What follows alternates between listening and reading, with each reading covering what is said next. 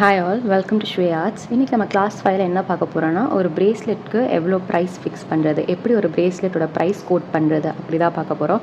So இந்த video உங்களுக்கு bracelet making மட்டும் இல்லை, நீங்கள் எந்த ப்ராடக்ட் செல் பண்ணுறதா இருந்தாலும் உங்களுக்கு ஒரு கிளியர் அண்டர்ஸ்டாண்டிங் கிடைக்கும், ஒரு ப்ராடக்ட்க்கு எப்படி ப்ரைஸ் ஃபிக்ஸ் பண்ணணும் அப்படிங்கிறது. ஸோ அதுக்கு முன்னால் நம்ம சேனலில் புதுசாக பார்க்குறீங்கன்னா மறக்காமல் சப்ஸ்கிரைப் பண்ணிக்கோங்க. அதுவும் இல்லாமல் நம்ம free bracelet making class series தான் பண்ணிட்டுருக்கோம். ஸோ உங்களுக்கு அந்த கிளாஸில் ஜாயின் பண்ண இன்ட்ரெஸ்ட்டாக இருந்தீங்கன்னா கீழே டிஸ்கிரிப்ஷன் என்னோடய ஃபோன் நம்பர் இருக்கும். நீங்கள் அதுக்கு இன்ட்ரெஸ்டட் அப்படின்னு ஒரு மெசேஜ் போட்டிங்கன்னா நான் உங்களுக்கு ஃபர்தர் அப்டேட்ஸ் தருவேன். ஓகே, ஸோ நம்ம இப்போ கிளாஸ்க்குள்ளே போகலாம். ஸோ ஆல்ரெடி முன்னால் சொன்ன மாதிரி ஒரு பிரேஸ்லெட்க்கு எவ்வளோ ப்ரைஸ் கோட் பண்ணுறது அப்படின்னு. இப்போ நம்ம இஷ்டத்துக்கு ஒரு பிரேஸ்லெட் இந்த ப்ரைஸ் அந்த ப்ரைஸ்னு சொல்லிட முடியாது. ஸோ அதுக்கு ஒரு ப்ராப்பர் ப்ரொசீஜர், ஒரு க்ரைட்டீரியாவோட தான் நான் உங்களுக்கு கிளியராக எக்ஸ்பிளைன் பண்ண போகிறேன். ஸோ ஒரு பிரேஸ்லெட் ஒரு ப்ரைஸ் ஃபிக்ஸ் பண்ணுறதுக்கு உங்களுக்கு மொத்தமாக பார்த்திங்கன்னா 2 காஸ்ட் இருக்குது, 2 காஸ்ட். ஓகேவா? ஸோ அது என்னென்னா, ஒன்று டைரக்ட் காஸ்ட், இன்னொன்று இன்டைரக்ட் காஸ்ட். ஸோ நம்ம எல்லாருமே டைரக்ட் காஸ்ட் தான் யூஸ் பண்ணுற மாதிரி வரும். இன்டைரக்ட் காஸ்ட் யாருக்கு என்னங்கிறது நான் இந்த வீடியோ கடைசியில் எக்ஸ்பிளைன் பண்ணுறேன். ஸோ ஃபர்ஸ்ட் டைரக்ட் காஸ்ட்டில் என்னென்ன இன்க்ளூட் ஆகும் அப்படின்னு பார்த்தீங்கன்னா, first materials, second labour charges, third packing cost, and fourth shipping cost. So இந்த 4 தான் டைரக்ட் காஸ்ட்டில் இன்க்ளூட் ஆகும். ஸோ இப்போ நான் இது உங்களுக்கு ஒரு பிரேஸ்லெட், இந்த பிரேஸ்லெட்டை வச்சு உங்களுக்கு எக்ஸாம்பிளாக நான் உங்களுக்கு இந்த காஸ்ட் போட்டு காட்டுறேன். ஸோ உங்களுக்கு கிளியராக புரியும். இப்போ நம்ம ஃபர்ஸ்ட் மெட்டீரியல்ஸ் பார்க்கலாம்.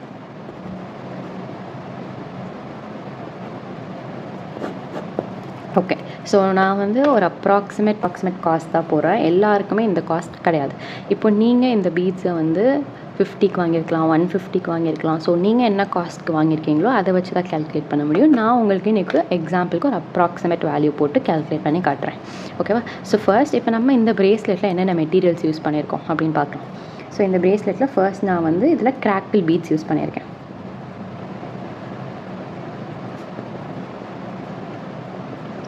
அப்புறம் இதில் நான் எலாஸ்டிக்கும் யூஸ் பண்ணியிருக்கேன், ஒரு ஜம்ப்ரிங் யூஸ் பண்ணியிருக்கேன். அப்புறம் இதில் நான் ஒரு சாமும் யூஸ் பண்ணியிருக்கேன். ஓகேவா? ஸோ எவ்வளோ கிராக்கிள் பீட்ஸ் யூஸ் பண்ணியிருக்கேன்னு பார்த்தீங்கன்னா 21 கிராக்கிள் பீட்ஸ் யூஸ் பண்ணியிருக்கேன். ஜம்ப்ரிங் பார்த்தீங்கன்னா ஒரு ஜம்ப்ரிங், ஒரு சாம் யூஸ் பண்ணியிருக்கேன். ஓகேவா? இப்போது நான் இதெல்லாம் எவ்வளோ ப்ரைஸ்க்கு வாங்கினேங்கிறது தான் பார்க்க போகிறோம். அதை நீங்கள் ஜாட் டவுன் பண்ணிக்கோங்க. இப்போது கிராக்கிள் பீட்ஸ் நான் ஒரு 100 ருபீஸ்க்கு வாங்கியிருக்கேன்னு வைங்க. 100 ருபீஸ்க்கு வாங்கியிருக்கேன். எலாஸ்டிக்குமே நான் ஒரு ஃபுல் ரோல் 100 ருபீஸ்க்கு வாங்கியிருக்கேன். ஜம்ப்ரிங் ஒரு பேக்கெட் 50 ருபீஸ்க்கு வாங்கியிருக்கேன். ஓகேவா? இந்த சாம் நான் 10 ரூபாய்க்கு வாங்கியிருக்கேன். ஸோ இதுதான் நான் வாங்கினதோட காஸ்ட். ஆனால் இப்போ கிராக்கிள் பீட்ஸ் நான் 100 ருபீஸ்க்கு வாங்கியிருக்கேன். நான் அதை ஃபுல்லாக யூஸ் பண்ணேன்னா கிடையாது. இப்போ நான் கிராக்கிள் பீட்ஸ் எனக்கு 100 ருபீஸ்க்கு 100 பீசஸ் கொடுத்தாங்க. ஓகேவா? எலாஸ்டிக் இப்போ ஒரு 100 ருபீஸ் வாங்கியிருக்கேன்னா நான் அதில் ஒரு 10 பிரேஸ்லெட் பண்ணலான்னு வச்சுக்கோங்க. ஜம்ப் ரிங்ஸ் 50 ருபீஸ்க்கு வாங்கியிருக்கேன், அதில் 50 பீசஸ் இருக்குது. சாம் பார்த்திங்கன்னா ஒரு பீஸ் தான், இந்த ஒரு பீஸ் நான் 10 ருபீஸ்க்கு வாங்கியிருக்கேன். ஓகேவா? இப்போது நம்மளோட பிரேஸ்லெட்டில் எவ்வளோ யூஸ் பண்ணியிருக்கோம் அதோட ப்ரைஸ் இப்போ நம்ம எழுத போகிறோம். இப்போது கிராக்கிள் பீட்ஸ் நம்ம 21 பீட்ஸ் தான் யூஸ் பண்ணியிருக்கோம். ஸோ நம்ம எழுதின மாதிரி எனக்கு 100 ருபீஸ்க்கு நான் 100 பீஸ் வாங்கியிருக்கேன். அப்போ 21 பீட்ஸ் நான் யூஸ் பண்ணியிருக்கேன்னா எனக்கு இந்த பிரேஸ்லெட்கான பீட்ஸோட ப்ரைஸ் எவ்வளோ? 21. ஓகேவா? இப்போது எலாஸ்டிக் பாருங்கள். எலாஸ்டிக் நான் 100 ருபீஸ்க்கு ஒரு ஃபுல் எலாஸ்டிக் செட் வாங்கியிருக்கேன். அதில் 10 பிரேஸ்லெட் பண்ணலாம். ஆனால் நான் இதில் 1 தான் பண்ணியிருக்கேன். இந்த கஸ்டமருக்கு 1 தான் பண்ணியிருக்கேன். அப்போது அதை நான் டிவைட் பண்ணால் எனக்கு எவ்வளோ வரும்? 10 ரூபா.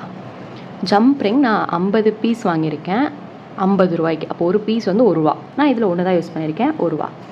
அப்புறம் இந்த சாம் பார்த்திங்கன்னா இந்த ஒரு சாமே எனக்கு 10 ரூபா. நான் 10 ரூபா போட்டுக்கிறேன். இப்போ இதை கால்குலேட் பண்ணிங்கன்னா உங்களுக்கு 42 ருபீஸ் வரும். கரெக்டாக? இப்போது என்னோடய மெட்டீரியல் காஸ்ட்டு 42 ருபீஸ். இப்போ நெக்ஸ்ட்டு லேபர் சார்ஜ் போகலாம். இப்போ லேபர் சார்ஜ் என்னென்னா, நீங்கள் யாராச்சும் ஆள் வச்சு பார்க்குறீங்கனாலோ இல்லை நீங்களே பார்க்குறீங்கனாலுமே இந்த லேபர் சார்ஜ் இன்க்ளூட் பண்ணணும். இப்போ நீங்கள் ஆள் வச்சு பண்ணுறீங்கன்னா நீங்கள் அந்த ஆளுக்கு ஒரு சேலரி அப்படிங்கிறது தான் லேபர் சார்ஜ். இப்போ இல்லை நானே தான் பண்ணுறேன், மோஸ்ட்டாக நம்ம எல்லோரும் நம்மளே தான் பண்ணுவோம். ஸோ நம்மளே பண்ணுறப்போ நீங்கள் நமக்குங்கிற ஒரு சேலரியை நீங்கள் ஒதுக்கணும். அதை எப்படி ஒதுக்குவீங்க அப்படின்னு கேட்டிங்கன்னா, இப்போ வந்து ஒரு 1 ஹவருக்கு இவ்வளோ சேலரி அப்படின்னு நம்ம ஒதுக்கிக்கலாம். இப்போ எனக்கு பாருங்கள், நான் 1 ஹவருக்கு வந்து 100 ருபீஸ் சொல்கிறேன். ஓகேவா? ஸோ நான் 1 ஹவர் வேலை பார்த்தேன்னா, அந்த 1 ஹவருக்கு வந்து நான் எனக்கு கொடுக்குற சேலரி வந்து 100 ருபீஸ். இது நீங்கள் வந்து உங்களுக்கு ஏற்ற மாதிரி நீங்கள் வச்சுக்கலாம். இப்போ நீங்கள் எனக்கு 1 ஹவருக்கு 50 ருபீஸ் சேலரி எடுத்துக்கிறேன், இல்லை நான் 1 ஹவருக்கு 150 எடுத்துக்கிறேன் அப்படின்னு இது நீங்கள் உங்களுக்கு போடுற வேல்யூ தான். ஓகேவா? நான் எக்ஸாம்பிளுக்கு இப்போ நான் 1 ஹவருக்கு 100 ருபீஸ் சேலரி எடுத்துக்கிறேன் அப்படின்னு சொல்கிறேன். நான் இந்த பிரேஸ்லெட்டை ஒரு 5 மினிட்ஸில் பண்ணிட்டேன். ஓகேவா? 5 மினிட்ஸில் பண்ணிட்டேன். அப்போது நான் இதை டிவைட் பண்ணால் எனக்கு ₹9 வரும். 9 ருபீஸ். ஸோ இந்த பிரேஸ்லெட்கான லேபர் சார்ஜ் பார்த்திங்கன்னா 9 ருபீஸ். ஸோ இந்த பிரேஸ்லெட்டோட மெட்டீரியல் சார்ஜு 42 ருபீஸ். இந்த பிரேஸ்லெட்கான லேபர் சார்ஜு 9 ருபீஸ். ஓகேவா? இப்போ பேக்கிங் காஸ்ட். பேக்கிங் வந்து வேரி ஆகும். இப்போ சில பேர் வந்து ஒரு கவரில் பேக் பண்ணலாம். சில பேர் நல்லா கிராண்டாக பாக்ஸு, சாட்டின் கிளாத்து அதெல்லாம் வச்சு பேக் பண்ணலாம். ஸோ நீங்கள் எப்படி பேக் பண்ணுறீங்களோ அதை பொறுத்து தான் வந்து பேக்கிங் காஸ்ட். இப்போது நான் வந்து ஒரு கவரில் பேக் பண்ணுறேன். எனக்கு அந்த ஒரு கவர் 1 ருபீஸ். ஓகேவா?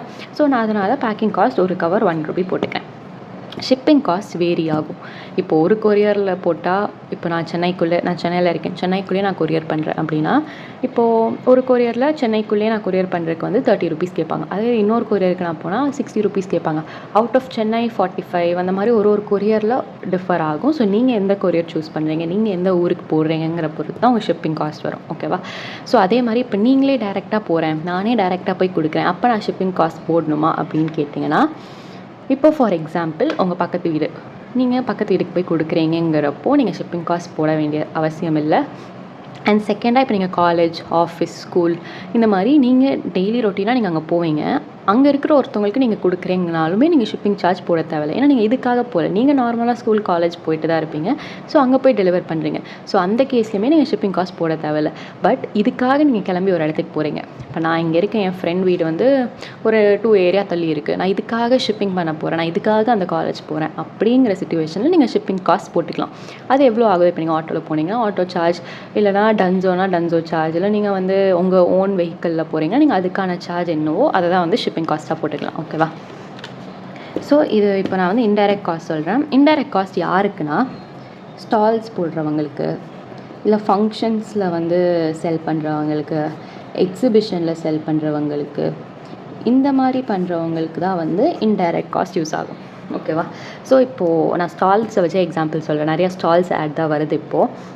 ஸோ இப்போ ஸ்டால்ஸே பார்த்திங்கன்னா, இப்போது 2 டேஸ்க்கு உங்களுக்கு வந்து 10,000 சார்ஜ் பண்ணுறாங்க. ஒரு 2 டேஸ்க்கு 10,000 சார்ஜ் பண்ணுறாங்க. இப்போ நீங்கள் இந்த 10,000 கொடுத்து ஸ்டால் போடுறீங்க. இந்த காசு எல்லாமே நீங்கள் வந்து அந்த பிரேஸ்லெட் செல் பண்ணுறது தான் எடுக்கணும். அதுக்குன்னு ஒரு பிரேஸ்லெட்டை ரொம்ப காஸ்ட்லியாக வச்சிங்கன்னா யாரும் வாங்க மாட்டாங்க. ஸோ மேக்ஸிமம் ஒரு 20 to 30 ருபீஸ் அதிகமாக வச்சு செல் பண்ணலாம் உங்கள் பிரேஸ்லெட்டை. இப்போ ஃபார் எக்ஸாம்பிள் நீங்களே வந்து மால்ஸ் இல்லை எங்கேயாச்சும் ஸ்டால்ஸ்லலாம் போய் பிரேஸ்லெட் கேட்டிங்கன்னா, இந்த மாதிரி ஒரு பிரேஸ்லெட் சாம் கூட இருக்காது, பட் 100 ருபீஸ் சொல்லுவாங்க.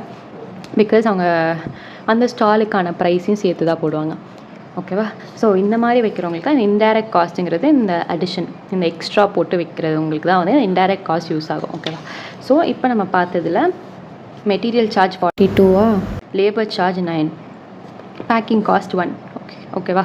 ஸோ இப்போ நான் இது வைஸ் பார்த்தாலும் எனக்கு 52 ருபீஸ் வருது.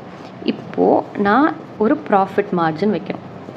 இப்போது இதெல்லாமே எனக்கு ஆற செலவு, மெட்டீரியல்ஸ் இந்த மாதிரி இதால் ஆற காஸ்ட். இப்போ நான் இந்த ப்ராடக்ட்டுக்கு ஒரு ப்ராஃபிட் வைக்கணும். மேக்ஸிமம் ஒரு 10 to 20 ருபீஸ் ப்ராஃபிட் வச்சுக்கோங்க. ஓகேவா? ஸோ இப்போ 52ல் நான் ஒரு 20 ஆட் பண்ணால் எனக்கு 72 ருபீஸ் வருது. ஸோ இந்த பிரேஸ்லெட்டோட ஃபைனல் கோட்டிங் வந்து நான் ₹72 வைக்கிறேன். இதுதான் வந்து இந்த பிரேஸ்லெட்கான என்னோடய ஃபைனல் கோட். இப்போ இதில் நீங்கள் ஷிப்பிங் சார்ஜ், இப்போ சென்னைக்குள்ளனா உங்களுக்கு ஷிப்பிங் சார்ஜ் வந்து 30 இருக்கலாம், அவுட் சைட் சென்னைனா 45 இருக்கலாம். ஸோ இது வேரி ஆகும். பட் நான் வந்து இந்த பிரேஸ்லெட்க்கு கோட் பண்ணுற ப்ரைஸ் வந்து 72 ருபீஸ். ஸோ உங்களுக்கு கிளியராக புரிஞ்சிச்சுன்னு நினைக்கிறேன். நான் ஒன்ஸ் மோர் ஒரு கிளிம்ஸாக ஃபுல்லாக சொல்கிறேன். ஸோ காஸ்ட்டில் பார்த்தீங்கன்னா உங்களுக்கு டைரக்ட் காஸ்ட், இன்டைரக்ட் காஸ்ட்னு 2 இருக்குது. ஸோ டைரக்ட் காஸ்ட்டில் உங்களுக்கு materials, labour charge, packing cost, shipping cost இதெல்லாம் வந்து சேர்ந்து வரும். இதுதான் வந்து டைரக்ட் காஸ்ட். ஓகேவா? ஸோ இப்போ ஃபர்ஸ்ட்டு மெட்டீரியல்ஸ் பார்த்தீங்கன்னா நம்ம யூஸ் பண்ணுற மெட்டீரியல்ஸ் தான். இதில் இப்போ நான் என்னென்ன மெட்டீரியல்ஸ் யூஸ் பண்ணியிருக்கேன் அதெல்லாம் ஜாட் டவுன் பண்ணிக்கோங்க. அப்புறம் நீங்கள் இந்த மெட்டீரியல்ஸ் எவ்வளோக்கு வாங்கினீங்கிறத எழுதிக்கோங்க. அப்புறம் அதில் எவ்வளோ பீசஸ் இருக்கும் அப்படிங்கிறத எழுதிக்கோங்க. நீங்கள் அதில் எவ்வளோ யூஸ் பண்ணியிருக்கீங்க அதோட ப்ரைஸஸ் என்னென்னு டிவைட் பண்ணி எழுதிக்கோங்க. ஸோ அதோட ப்ரைஸஸில் ஆட் பண்ணால் தான் உங்களோட மெட்டீரியல் காஸ்ட். இப்போ லேபர் சார்ஜ் நீங்களே வந்து உங்களுக்கு 1 ஹவருக்கு இவ்வளோ டைம் அப்படிங்கிறத செட் பண்ணிக்கணும். ஸோ இப்போ நீங்கள் இந்த பிரேஸ்லெட்டை பண்ணுறதுக்கு உங்களுக்கு எவ்வளோ டைம் ஆச்சு? ஸோ இப்போ எனக்கு 5 மினிட்ஸ் ஆச்சு. அதனால் நான் இதை டிவைட் பண்ணி எனக்கு 9 ருபீஸ். ஸோ லேபர் சார்ஜாக எனக்கு நான் 9 ருபீஸ் கோட் பண்ணியிருக்கேன். பேக்கிங் காஸ்ட் இப்போ எனக்கு ரூ. ஆனால் நீங்கள் வந்து அதில் ரிப்பன் போட்டிருக்கலாம், சாட்டன் கிளாத் போட்டிருக்கலாம், பாக்ஸ் போட்டிருக்கலாம். ஸோ உங்களுக்கு பேக்கிங் காஸ்ட் வந்து வேரி ஆகலாம். ஓகேவா? ஸோ பேக்கிங் காஸ்ட் உங்களுக்கு ஏற்ற மாதிரி நீங்கள் வந்து போட்டுக்கணும். ஷிப்பிங் காஸ்ட்டும் நான் உங்களுக்கு கிளியராக சொல்லிட்டேன் எப்படியெல்லாம் வேரி ஆகும்ன்ட்டு. ஸோ இதெல்லாம் கன்சிடர் பண்ணி தான் ஒரு பிரேஸ்லெட்கான ப்ரைஸை வந்து நீங்கள் கோட் பண்ணணும். ஸோ உங்களுக்கு இதில் ஏதாவது டவுட் இருந்துச்சுன்னா எனக்கு நீங்கள் வாட்ஸ்அப் இல்லை கமெண்ட்டில் கேளுங்க. நான் இன்னும் கிளியராக உங்களுக்கு எக்ஸ்பிளைன் பண்ணுறேன். இது உங்களுக்கு ஃபுல்லாக புரிஞ்சிருச்சுன்னு நினைக்கிறேன். ஸோ இந்த வீடியோ ஃபுல்லாக பார்த்ததுக்கப்புறம் எனக்கு உங்களுக்கு இது புரிஞ்சிச்சா இல்லையாங்கிறது மட்டும் எனக்கு இன்ஃபார்ம் பண்ணிடுங்க. ஸோ உங்களுக்கு இன்டைரக்ட் காஸ்ட்டும் புரிஞ்சிருச்சுன்னு நினைக்கிறேன். ஸோ இன்டைரக்ட் காஸ்ட் வந்து இந்த மாதிரி stalls, functions, exhibitions, birthday party இதெல்லாம் இருக்கிறவங்களுக்கு இன்டைரக்ட் காஸ்ட் பொருந்தும். ஏன்னா அவங்க வந்து ஒரு 10 to 20 ருபீஸ் ஸ்டாலில் போட்ட காசை வந்து அவங்க இதை செல் பண்ணி தான் எடுத்துப்பாங்க. ஸோ அதனால தான் வந்து இன்டைரக்ட் காஸ்ட் வந்து இவங்களுக்கு அப்படிங்கிறது இருக்குது. ஸோ இன்றைக்கி கிளாஸ் உங்களுக்கு புரிஞ்சிச்சுன்னு நினைக்கிறேன். இன்றைக்கோட கிளாஸ் அவ்வளோதான். தேங்க்யூ.